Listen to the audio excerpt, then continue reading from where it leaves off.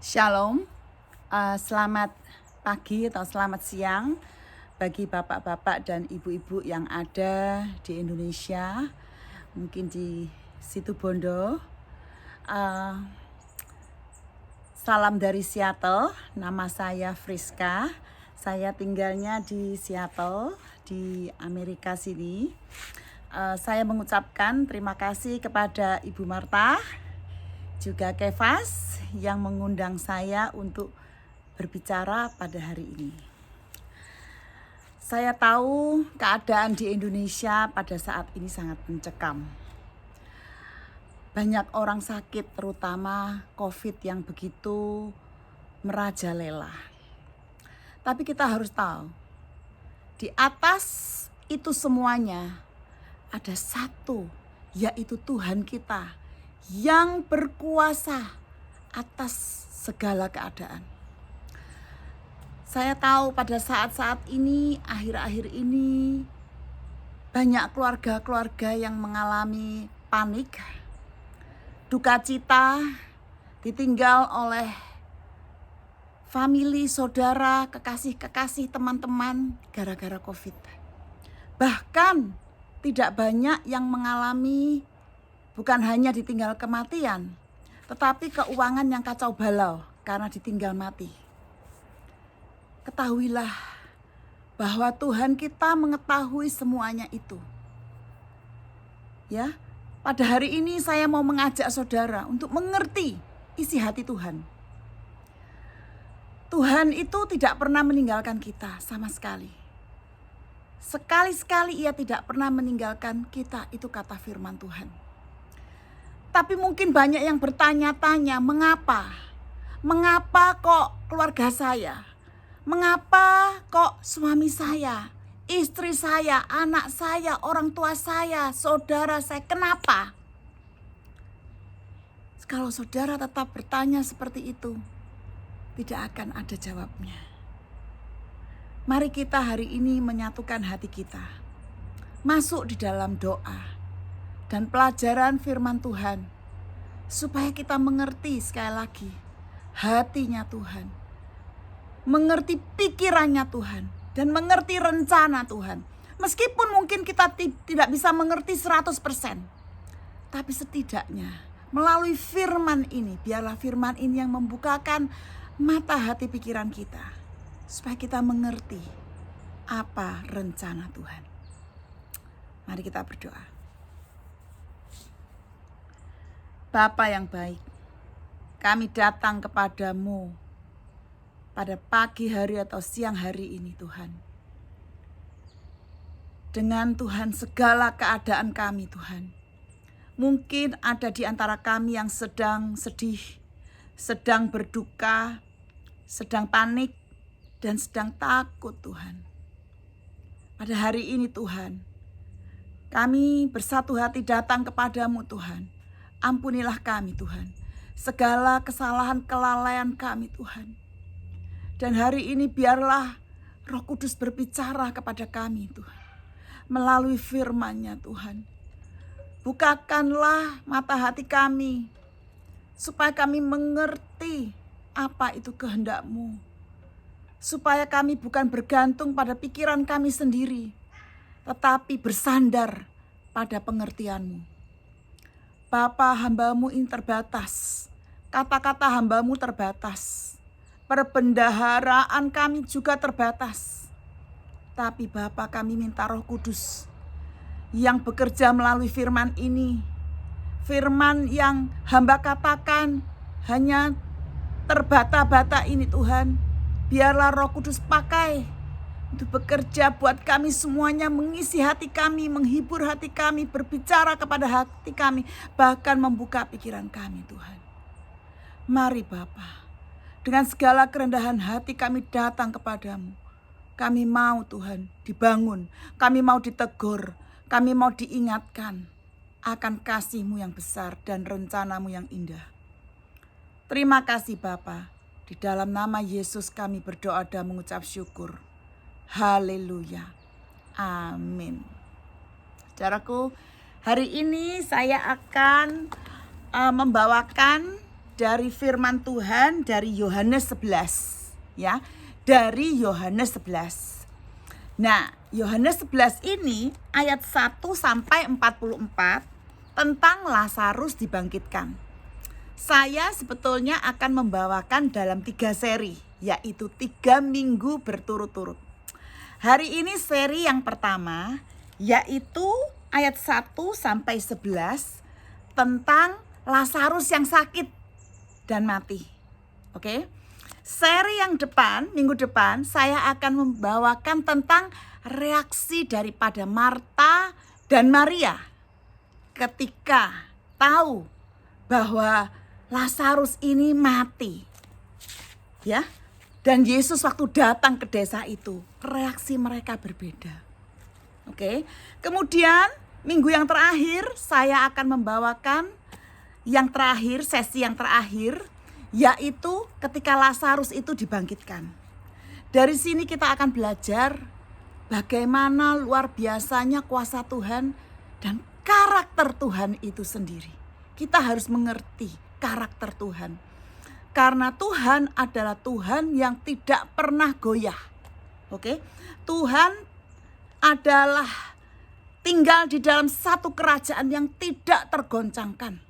Dia tidak tergoncangkan oleh COVID, dia tidak tergoncangkan oleh kematian, dia tidak tergoncangkan oleh apapun. Maka dari itu kita harus mengerti firman-Nya. Amin. Ayo kita baca sama-sama ya. Ayat 1 sampai ayat yang ke-11. Yohanes pasal ke-11. Oke. Saya tunggu dulu ya. Yohanes 11. Mungkin kalian sedang mencari-cari ayatnya. Oke, saya tunggu ya. Ada yang gampang dibuka ya. Ada yang lengket Alkitabnya. Oke. Mari kita bersama-sama membaca. Sudah? Dapat semuanya? Oke. Ayat 1 saya baca dulu. Lazarus dibangkitkan. Ada seorang yang sedang sakit. Namanya Lazarus. Ia tinggal di Betania, kampung Maria dan adiknya Marta. Nah, sekarang kita melihat, kita tahu bahwa Maria, Marta dan Lazarus itu tinggal di Betania. Nah, sekarang kita melihat Betania itu ada di mana? Betania itu ada di sebelahnya Yerusalem. Kira-kira 2 miles ya. Saya nggak tahu kilometernya ya. 1 mile itu mungkin 1,5 kilo ya. Saya kurang jelas ya.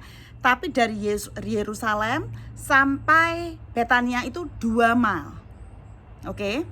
Jadi disitulah yang namanya Lazarus, Maria dan Marta itu tinggal. Dan kita tahu ya, Maria dan Marta dan Lazarus ini adalah satu keluarga yang sangat dikasihi oleh Tuhan Yesus. Kalau Tuhan Yesus pergi pelayanan kemana-mana, dia selalu mampir di Betania, lalu dia tinggal di sana. Ingat ketika Yesus mampir ke sana, ke rumah Marta dan Maria, Marta sibuk memasak, Maria duduk mendengarkan firman di kaki Yesus. Ingat ya, ini keluarga memang keluarga yang dikasihi oleh Tuhan Yesus. Oke. Ayat kedua, Maria ialah perempuan yang pernah meminyaki kaki Tuhan dengan minyak mur dan menyekanya dengan rambutnya. Jadi Maria itu adalah Maria saudaranya Lazarus. Ini adalah Maria yang pernah meminyaki kaki Tuhan dengan minyak mur. Ingat ya cerita itu.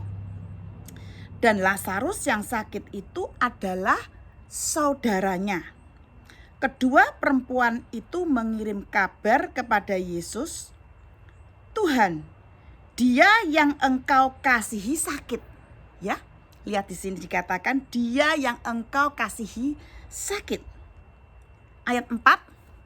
Ketika Yesus mendengar kabar itu, ia berkata, penyakit itu tidak akan membawa kematian, tetapi akan menyatakan kemuliaan Allah. Sebab oleh penyakit itu, anak Allah akan dimuliakan. Nah, mari kita belajar dulu tentang sakit. Ya, dikatakan di sini bahwa Lazarus itu sakit. Kenapa dia sakit? Oke. Apa yang menyebabkan seseorang itu sakit? Apa Alkitab katakan tentang sakit penyakit? Oke, pertama kita tahu kita sakit, tubuh kita itu sakit. Oke, tubuh kita itu nantinya mati karena akibat dari dosa. Ketika Adam dan Hawa jatuh dalam dosa, akibat dari dosa itu adalah maut, yaitu kematian. Kematian tubuh kita. Oke. Tapi barang siapa yang percaya kepada Yesus, kita tidak akan mengalami kematian kedua, yaitu perpisahan roh, ya. Kalau kita percaya Yesus, roh kita akan bersama dengan Tuhan selama-lamanya, tapi tubuh kita tetap mati, menjadi debu kembali. Itu karena akibat daripada dosa. Jadi semua orang di dunia ini akan mengalami kematian. Oke? Tentu saja ada di Alkitab beberapa orang yang tidak mengalami kematian, ya. Seperti Elia, dia diangkat. Oke? Nah, kita tidak jauh bicara soal itu, ya, tapi kita akan fokus pada sakit. Penyebab sakit itu karena memang dosa. Manusia punya dosa. Oke? Kedua, kalau kita melihat di Patsal, ya, saya nggak baca semuanya, nanti terlalu panjang, ya. Tapi saudara-saudara boleh catat, ya, ada di dalam Matius 17 ayat 14 sampai 18. Kemudian Lukas 13 ayat 10 sampai 16. Dikatakan di situ ada orang sakit yang sampai badannya dibanting-bantingkan, ya. Penyakit seperti ini, ya, yang seperti orang yang tidak normal begitu, ya, itu disebabkan oleh iblis, disebabkan oleh setan. Jadi setan juga bisa mengirim penyakit yang sedemikian rupa. Oke? Tetapi kita melihat, biarpun setan mengirimkan penyakit yang sedemikian rupa, Yesus tetap berkuasa. Yesus sanggup menyembuhkan orang yang sakit demikian. Oke? Tapi ada beberapa hal lain di dalam Alkitab tentang sakit. Yaitu, sakit itu kadang-kadang memang Tuhan izinkan lewat untuk beberapa hal. Hal yang pertama, kita melihat di dalam Yohanes 5 ayat 14. Oke? Saya buka secepatnya aja, Yohanes 5 ayat yang ke-14 sampai ke-15. Ingat, ketika Yesus menyembuhkan di pinggir kolam Bethesda pada hari Sabat, ya. Setelah Yesus menyembuhkan orang tersebut, ayat 14 dikatakan, kemudian Yesus bertemu dengan dia dalam bait Allah. Lalu berkata kepadanya, engkau telah sembuh, jangan berbuat dosa lagi, supaya padamu jangan terjadi yang lebih buruk. Rupanya ketika dia sakit itu karena dia berbuat dosa, ya.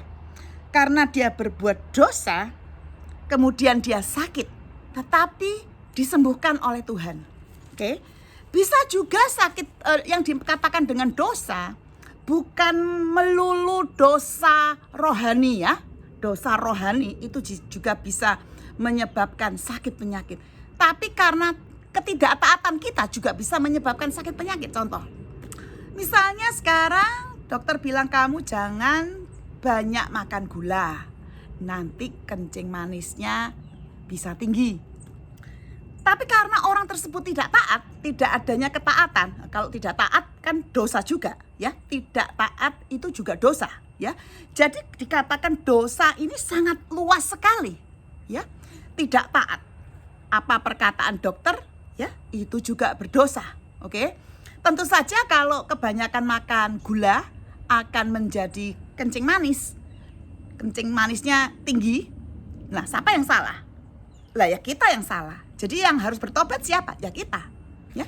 Jadi Alkitab berkata, itu karena dosa makanya kita sakit.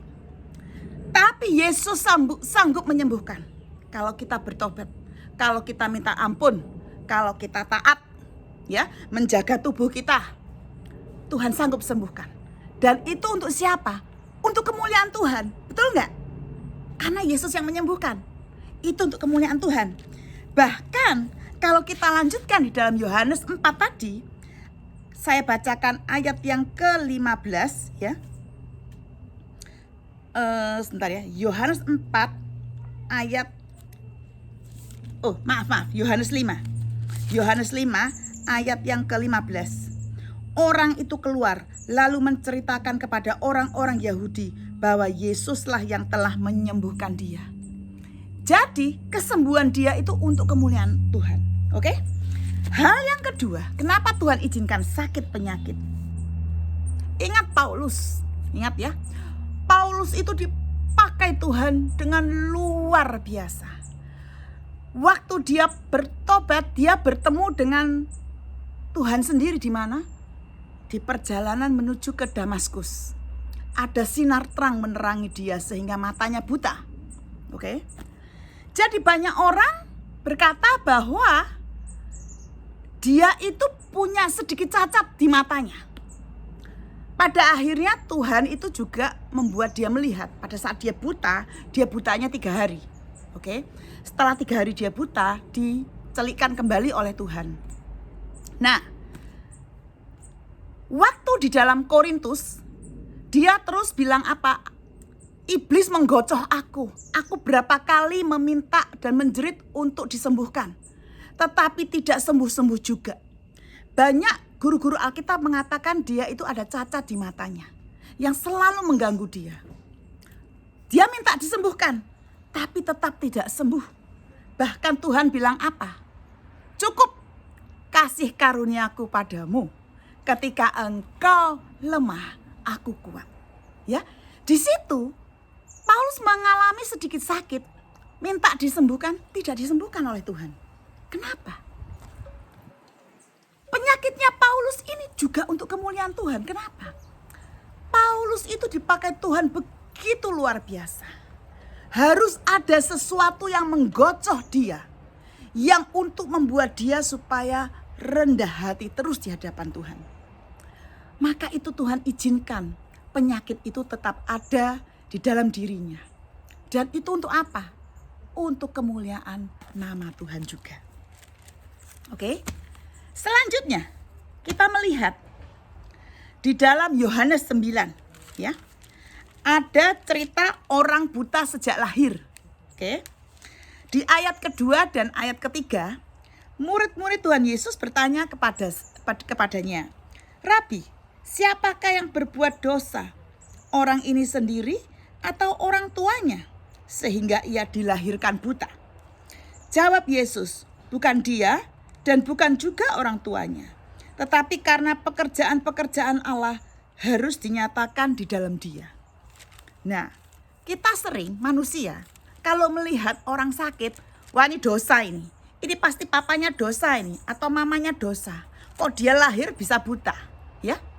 Kita selalu sebagai manusia tuh langsung menghakimi. Wah ini sakit hati nih, makanya dia kena kanker. Wah ini kepahitan ini, makanya dia gini. Saudaraku, mari. Saya mau mengajak saudara untuk mengerti firman Tuhan. Mari kita bertindak dewasa. Dewasa di dalam iman, dewasa di dalam karakter. Jangan sembarang menuduh orang. Di sini dikatakan salah satu sakit penyakit yang diberikan oleh orang ini, orang muda ini, dia lahir itu sudah buta. Itu kita seperti murid-muridnya lah, sing dosa siapa ini? Bapaknya, ibunya. Tapi Yesus bilang, bukan siapa-siapa. Bukan orang tuanya, juga bukan dia. Tapi nama Allah akan dipermuliakan melalui sakit penyakit ini. Oke? Jadi Tuhan izinkan sakit penyakit bukan salahnya siapa-siapa. Karena memang Tuhan mau memakai dia untuk nama Allah dipermuliakan. Oke? Lalu kita melihat sakit penyakit yang terakhir, yaitu sakit penyakit Tuhan izinkan bagi orang-orang yang akan dibawa pulang ke rumahnya. Oke? Sakit penyakit merupakan satu kendaraan di mana Tuhan mau membawa seseorang pulang ke rumah Tuhan. Jadi, semua sakit penyakit yang ada di Alkitab yang disebabkan oleh iblis maupun yang diizinkan oleh Tuhan, semua itu membawa kemuliaan bagi nama Tuhan. Oke, mari kita lanjutkan lagi di Yohanes pasal yang ke-11 ayat yang keempat. Ketika Yesus mendengar kabar itu, ia berkata, penyakit itu tidak akan membawa kematian. Ya, di sini Tuhan juga berkata demikian. Tetapi akan menyatakan kemuliaan Allah. Sebab oleh penyakit itu anak Allah akan dimuliakan.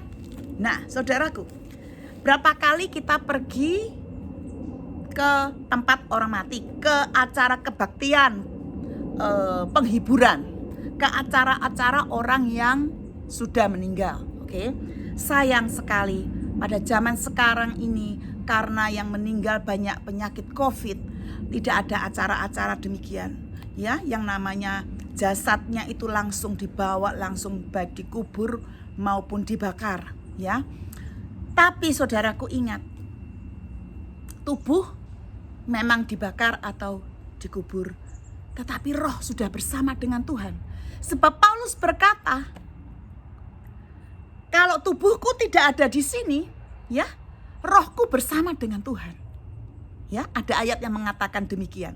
Jadi saudaraku, kita melihat di sini, penyakit itu akan membawa kemuliaan bagi nama Allah. Bagaimana seseorang yang meninggal itu membawa kemuliaan bagi Allah? Mungkin saudara berpikir, kalau sembuh, wah Allah dimuliakan. Ya, kalau dia mengalami mujizat yang luar biasa, Allah yang dimuliakan. Jangan salah, mati pun nama Allah dipermuliakan. Liwat siapa? Bisa juga liwat orang yang mati itu. Menjelang kematiannya, dia memuliakan Tuhan. Dia beriman kepada Tuhan. Ataupun setelah dia mati, kehidupannya menyaksikan kebesaran Tuhan. Keluarganya menyaksikan kebesaran Tuhan. Oke, mari kita lanjutkan. Ayat yang kelima. Yesus memang mengasihi Marta dan kakaknya dan Lazarus. Nah, di sini ditekankan Yesus memang mengasihi Marta dan kakaknya dan Lazarus. Mungkin saudara bertanya-tanya, iya itu Maria, Marta dan Lazarus dikasihi Tuhan. Lah saya gimana? Saudaraku, saya beritahu, Tuhan Yesus mengasihi kita semuanya. Tuhan tidak pernah memilih-milih siapa yang lebih dikasihi atau siapa yang tidak lebih dikasihi. Kasih Tuhan kepada kita sama semuanya. Ayat ini menekankan, oke, di mana dikatakan Yesus memang mengasihi Marta dan kakaknya dan Lazarus. Tidak dikatakan Yesus lebih mengasihi Marta dan kakaknya dan Lazarus. Tidak dikatakan lebih mengasihi loh. Yesus mengasihi. Sama dengan kita dan saudara, bahwa Yesus mengasihi kita semua. Oke. Ayat 6. Namun setelah didengarnya bahwa Lazarus mati, ia sengaja, ayo digaris bawahi, ia sengaja dioret-oret ya, supaya saudara tahu ini Yesus sengaja tinggal 2 hari lagi di tempat di mana ia berada. Nah, sekarang saya mau cerita. Kalau saya jadi Marta sama Maria, saya itu sangat mengharapkan kedatangan Yesus pada saat itu. Oke? Untuk menyembuhkan Lazarus. Karena ingat, suatu hari ada anak seorang perwira kan sakit. Ingat gak? Nah, waktu itu perwira itu berlari datang menemui Yesus, ya kan? Perwira itu minta anak itu disembuhkan. Yesus bilang apa? Pulanglah, anakmu akan sembuh. Ketika perwira itu pulang, sampai di rumah anaknya sembuh. Kita semua mengharapkan seperti itu, betul kan? Bahkan Maria dan Marta pun mengharapkan kalau aku manggil Yesus, Yesus akan datang. Tetapi di sini Yesus sengaja tinggal 2 hari lagi di tempat di mana ia berada. Nah, sekarang saya mau mengajak saudara lompat ayat ke-17 ya. Yohanes 11 ayat yang ke-17. Maka ketika Yesus tiba, didapatinya Lazarus telah 4 hari berbaring di dalam kubur. 4 hari. Loh, jadi bagaimana ini? Nah, sekarang setelah saya periksa, ternyata perjalanan dari Betania ke Yudea kalau berjalan kaki itu 1 hari. Oke, jadi Lazarus mati, sudah 2 hari kan? Jadi orang suruhan Marta itu ke tempatnya Tuhan Yesus jalan 1 hari. Yesus jalan kembali ke Betania itu 1 hari. Jadi total 4 hari. Bayangkan saudara, ini sudah bukan ketar-ketir lagi hatinya. Tetapi hati ini sudah merasa kehilangan. Saya percaya ada kehancuran di dalam hati Maria dan Marta. Ada kekecewaan, betul nggak? Kenapa Yesus kok sengaja? Kok Tuhanku nggak datang? Kita selalu mengharapkan mujizat yang terjadi. Tapi rencana Tuhan itu lain. Dia sengaja menunda. Bukan karena dia tidak sayang, tetapi ada rencana Tuhan yang lebih besar. Saudaraku, ada hal-hal yang kita tidak mengerti. Contoh seperti Stefanus. Ketika dia dirajang batu oleh kelompok daripada Saul, waktu itu Paulus yang belum bertobat bernama Saul. Waktu dirajang batu, emangnya keluarganya enggak berdoa? Keluarga Stefanus pasti berdoa. Saudara-saudaranya gereja mula-mula pasti memohon kepada Tuhan pada saat itu untuk melepaskan Stefanus, untuk mengadakan mujizat, untuk melindungi Stefanus. Tapi apa yang terjadi? Stefanus tetap dirajang batu dan akhirnya mati. Tuhan izinkan dia mati. Oke? Tapi saudara, ternyata Tuhan punya rencana besar. Ketika Stefanus itu bajunya dilepas, dibuka yang penuh darah, robek-robek penuh debu, dilempar ke mana? Ke kakinya Saul. Yaitu Paulus waktu itu. Oke. Dan kita lihat pertobatan Paulus dan bagaimana Tuhan memakai Paulus luar biasa. Saudara, kita gak mengerti seperti ini. Kita gak mengerti kenapa Yesus kok sengaja. Karena ketika Yesus sengaja itu, dia kan sudah bilang sebelumnya bahwa penyakit ini tidak akan membawa kematian, tetapi membawa kemuliaan bagi nama Tuhan. Kalau saja Maria dan Marta pegang firman-Nya Tuhan, mereka tidak akan sedih. Mereka akan percaya. Mereka akan beriman. Apa yang Yesus katakan itu ya dan amin. Tapi mereka lupa kata-kata Yesus. Mereka hanya melihat keadaan pada saat itu, yaitu Lazarusnya mati. Berapa banyak dari kita hanya melihat saudara kita mati. Kita melihat saudara kita sakit, mati mendadak. Tidak sempat mengatakan selamat tinggal. Yang kita lihat cuman itu. Tapi kita lupa janji-janji Tuhan. Kita lupa firman Tuhan yang pernah Tuhan katakan kepada kita. Kita lupa bahwa sebetulnya Tuhan tidak pernah meninggalkan kita. Kita lupa di dalam Roma 8:28 dikatakan bahwa Allah turut bekerja di dalam segala sesuatu untuk mendatangkan kebaikan bagi siapa? Bagi anak-anak yang mengasihi Dia, yang sudah dipilih. Kita lupa. Yang kita lihat hanya kenyataan sekarang. Saudaraku mati. Saudaraku sakit. Nah, waktu sakit punya iman. Sembuh. Kalau enggak sembuh, katanya kurang beriman. Saudaraku, sekali lagi saya katakan, mari kita belajar dewasa, mengerti firman Tuhan. Kita boleh beriman untuk dia tetap sembuh. Tapi iman kita itu harus seperti imannya siapa? Sadrah, Mesah, dan Abednego. Ketika dimasukkan ke dalam itu lubang api yang penuh dengan api, mereka bilang apa? Nebukadnezar, aku tahu Allahku akan melepaskan aku. Kami akan melepaskan kami dari semuanya ini. Tetapi seandainya tidak, dia tetap Allah yang hidup. Saya ingin kita semua belajar mempunyai iman seperti itu. Bilang, Tuhan, aku percaya Engkau pasti sembuhkan saudaraku yang sedang sakit COVID. Tapi seandainya tidak, aku tetap percaya Engkau Allah yang hidup. Jangan seperti Maria dan Marta yang hanya melihat keadaan Lazarus meninggal.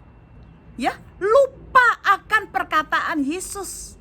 Padahal Maria dan Marta, terutama Maria, suka sekali mendengarkan firman Tuhan. Hari ini kita harus mengerti bahwa kadang-kadang Tuhan izinkan kematian terjadi. Tadi saya kan sudah mengatakan, ada beberapa sakit penyakit yang Tuhan izinkan. Semua itu untuk kemuliaan Tuhan. Oke? Kesembuhan untuk kemuliaan Tuhan. Kematian pun untuk kemuliaan Tuhan.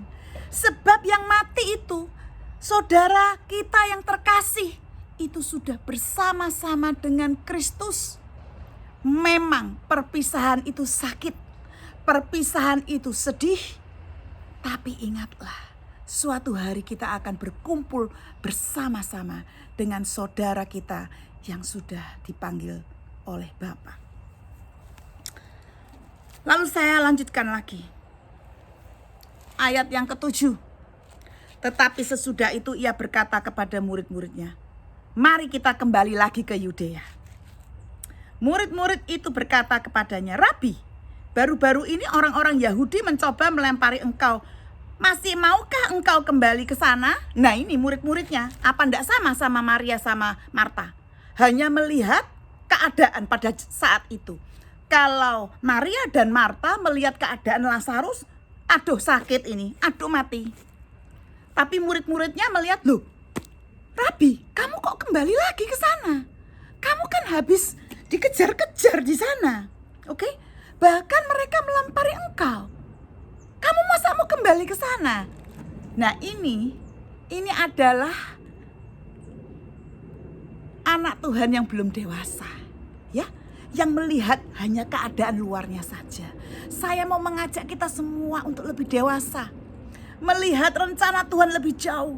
Melihat Tuhan kita itu lebih dahsyat daripada segala keadaan. Ya.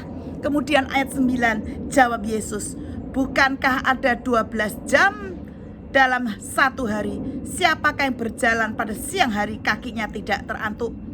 Karena ia melihat terang dunia ini.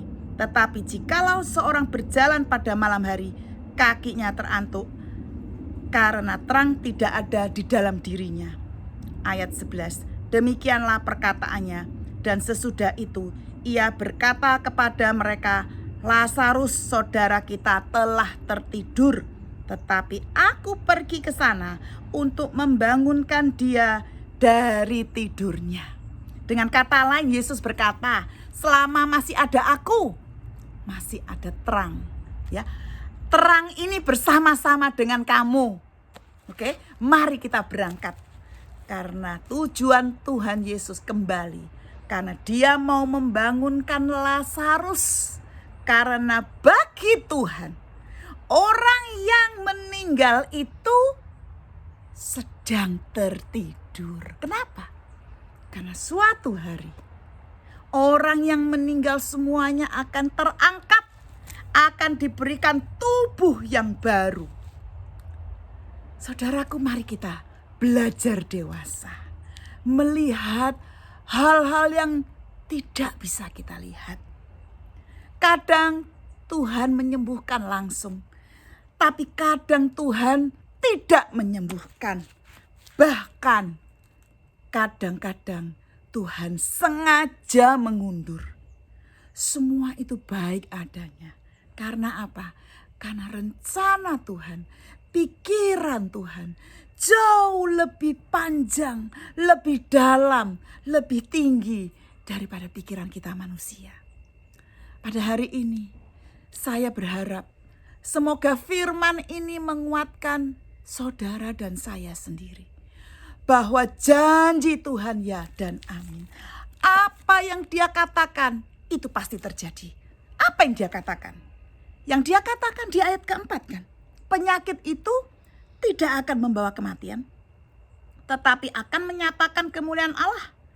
Sebab oleh penyakit itu anak Allah akan dimuliakan. Daripada waktu dia bicara sampai waktu dia kembali ke Betania, keadaan memburuk. Betul nggak? Lazarus sudah mati. Tapi dia adalah Allah, ya dan amin. Aku adalah aku, itulah nama Tuhan. Yaitu I am who I am, bahasa Inggrisnya. Self-existence, yaitu Allah yang tidak ditopang oleh siapapun. Allah yang tidak ditopang oleh keadaan apapun. Dia adalah Allah yang berkata atas dirinya sendiri. Dia adalah Allah yang berjanji atas dirinya sendiri. Ketika dia berkata, ketika dia berjanji, terjadilah. Meskipun tengah-tengahnya itu tidak enak. Jadi saudaraku, dari perkataan Yesus sampai kejadiannya, jangan lihat kematiannya. Jangan lihat kesusahannya. Lihat apa yang di depan kita. Lihat apa yang akan Tuhan kerjakan untuk kemuliaan namanya. Amin saudaraku. Saudara, saya tahu keadaan di sana itu tidak enak. Tapi ingat, Tuhan kita itu sama. Dulu, sekarang, selamanya Allah yang sama. Kerajaannya tidak tergoncangkan oleh COVID sekalipun, oleh kematian sekalipun. Marilah bersandar pada Dia yang tidak tergoncangkan, supaya kita juga tidak tergoncangkan. Amin saudaraku. Mari kita menyanyikan satu lagu, oke? Kita semua menyanyikan satu lagu ini. Setelah lagu ini selesai, saya akan tutup di dalam doa. Mari kita bernyanyi. Amin saudara. Mari kita berdoa sebentar. Mari kita menutup mata. Mungkin dari antara kita yang pada saat ini sedang mengalami beban berat. Mungkin di antara kita ada saudara atau keluarga yang sedang sakit, mungkin terkena COVID, bahkan ada yang meninggal, ditinggal mati kekasih tercinta. Mungkin ada yang mengalami kesulitan di dalam pekerjaan, dalam keuangan. Mari kita masuk dalam doa.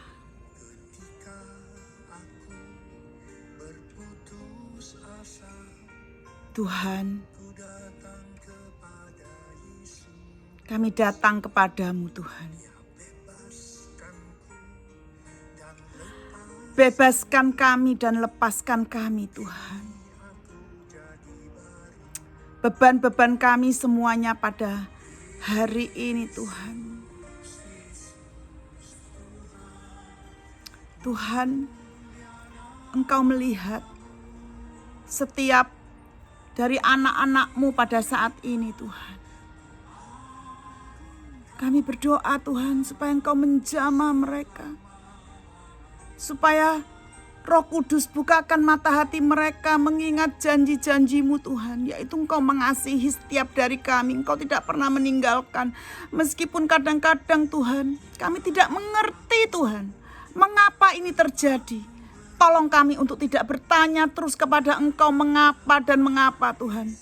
Tetapi percaya bahwa Engkau yang memegang kehidupan kami, Engkau yang menopang dunia ini, Engkau punya kuasa.